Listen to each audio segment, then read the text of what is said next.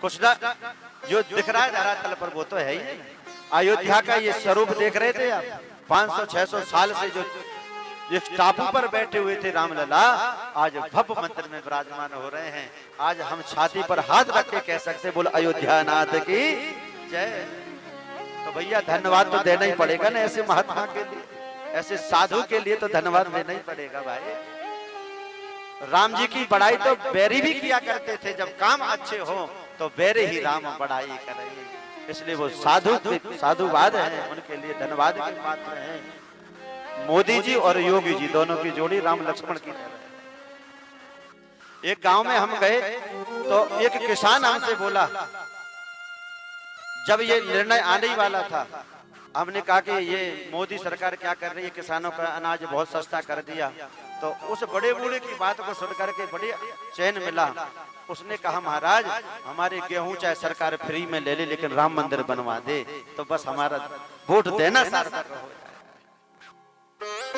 जब ये निर्णय आने वाला था अयोध्या में, हम अपने गुरुजी के सुपुत्र जी के साथ गए थे, श्री मृदुलकांत जी के साथ, और उससे पहले अयोध्या जाने का मन ही नहीं करता था। और एक बार जब हम गए तो देखा कि एक मिट्टी के टापू पर रामलला बैठे हुए हैं। हमने प्रार्थना करी थी, प्रभु बस अब इस रूप में दर्शन नहीं करेंगे जब तक भव्य मंदिर नहीं बन जाएगा। हम तो ठाट में हैं, हमारे रामलला टाट के नीचे बैठे। और कुछ सरकारें ऐसी रही कि उस टेंट का चादर तक नहीं बदलने दिया उन दुष्टों ने। चारों तरफ ऐसी कड़ा पहरा रहता था जहां, और जिसकी चादर नहीं बदल रही हो, टेंट के नीचे हमारे आराध्य बैठे हो, जो सूर्यवंशी रहे हो, जहां से सूर्य उदय होता है, जहां से अस्त होता है, जहां तक उनका राज रहे, जो त्रिलोकीनाथ रहे हो, वो एक टेंट के नीचे बैठे हो। इससे बड़ा दुर्भाग्य हमारा आपका नहीं था।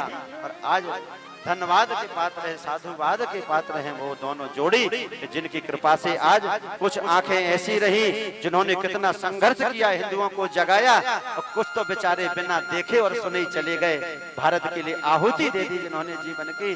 और कुछ के नेत्र आज देख पा रहे हैं कि जिसके लिए हमने इतना संघर्ष किया था, आज हमारे रामलला उस भव्य रूप में विराजमान है। बोल अयोध्या नाथ की।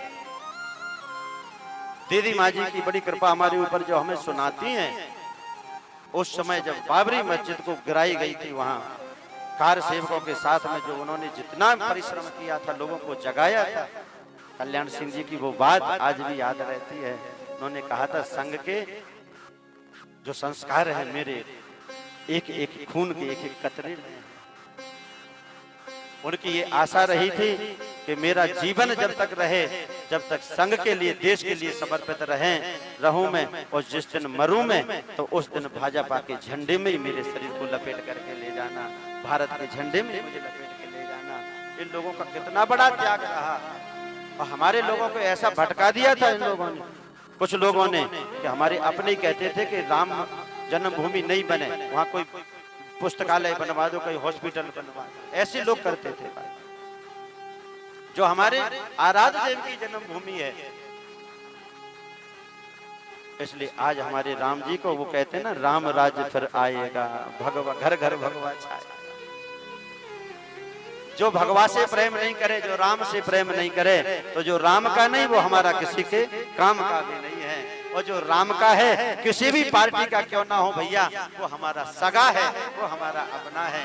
और जो राम का विरोधी है, तजिए ताहे कोटि बैरी सम यद्यपि परम स्नेही, जो हमारे परमात्मा का नहीं है, जो हमारे भगवान का नहीं है, वो चाहे हमारा कितना भी अपना करीबी क्यों ना हो, वो हमारे करोड़ों शत्रुओं के बराबर है। बोला अयोध्या नाथ की। तो चर्चा